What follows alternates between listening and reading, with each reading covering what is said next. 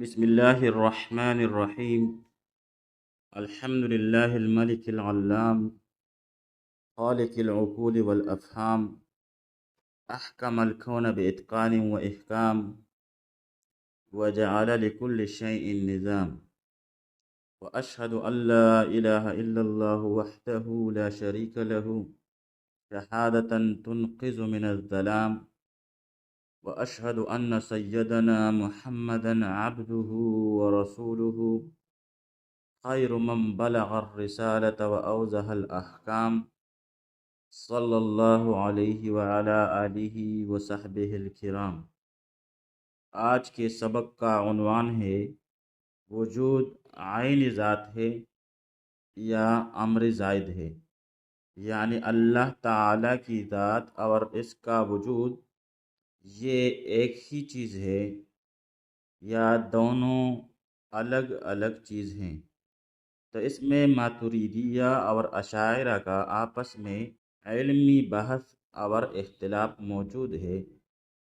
ماتریدیہ کا موقف اس میں یہ ہے کہ واجب الوجود یعنی اللہ تعالیٰ کا وجود اس کی ذات پر زائد کوئی چیز نہیں ہے، بلکہ یہ عین ذات ہے، یعنی اللہ کی حقیقت ہی اس کا وجود ہے۔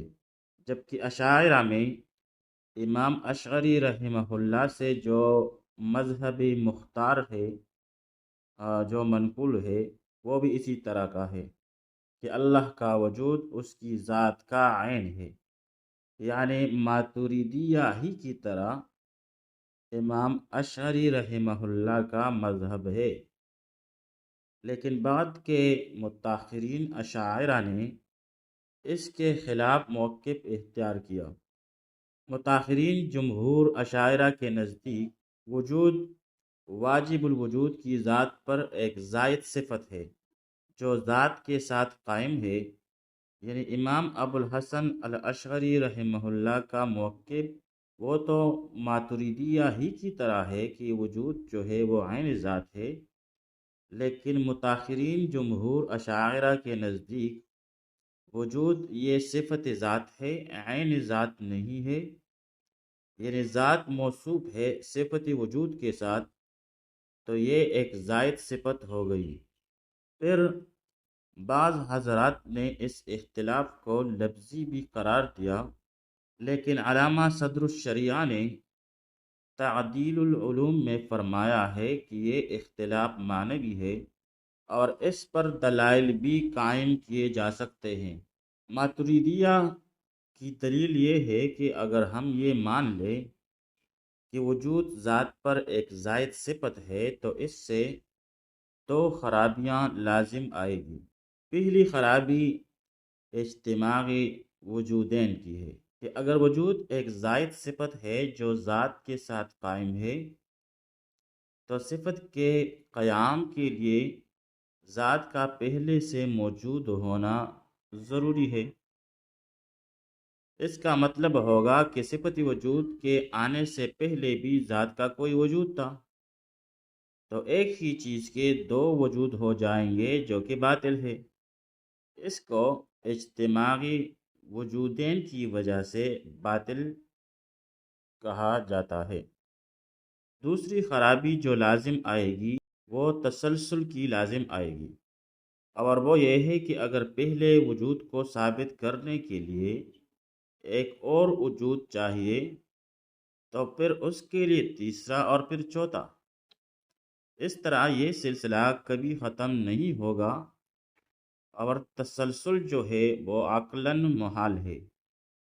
مطلب یہ کہ اگر وجود صفت ہے اور ذات اس کے لیے موصوف ہے تو پھر ذات کا وجود ضروری ہے، تو ایک اور وجود ضروری۔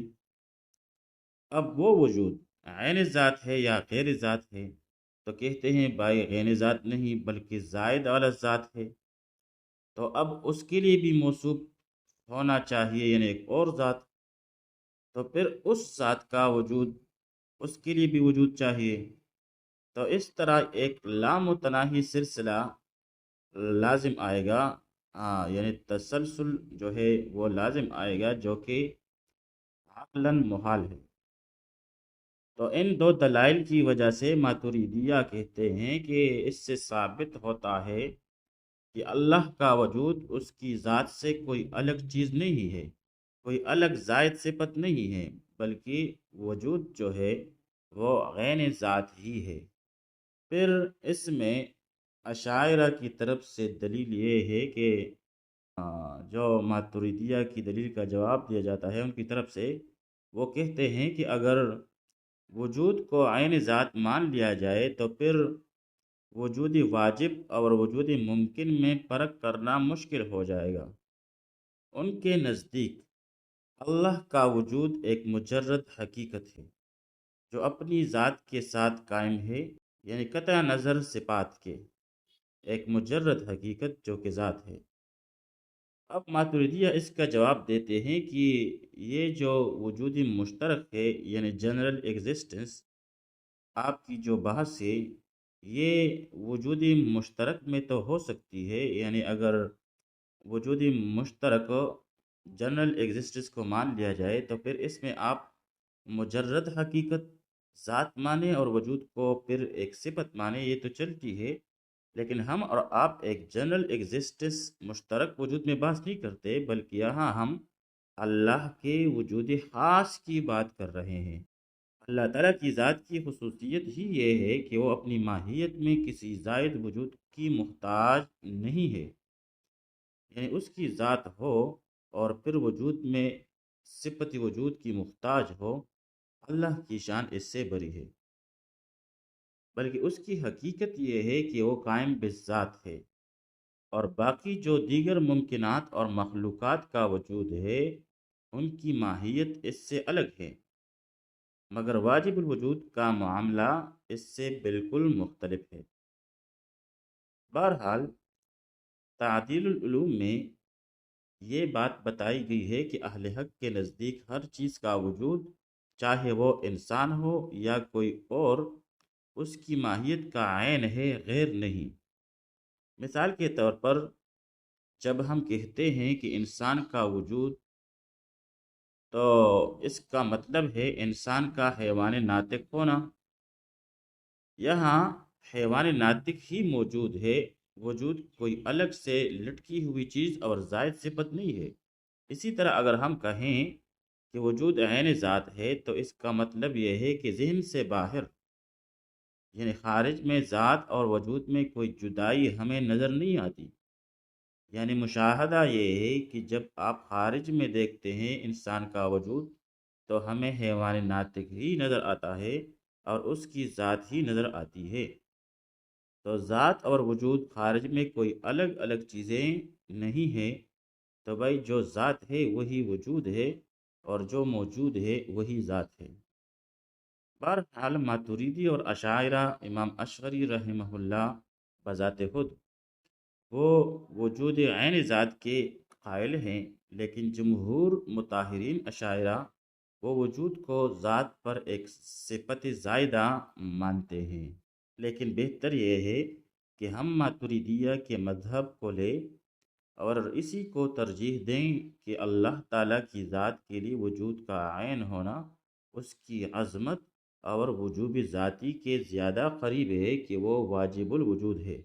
تو یہ اس تعبیر کی بھی زیادہ بہتر اور قریب ہے تاکہ صفت اور موصوف کی جو جدائی ہے، دو الگ الگ چیزیں، یہ ختم ہو اور اللہ تعالیٰ کی وحدت ذات واضح ہو۔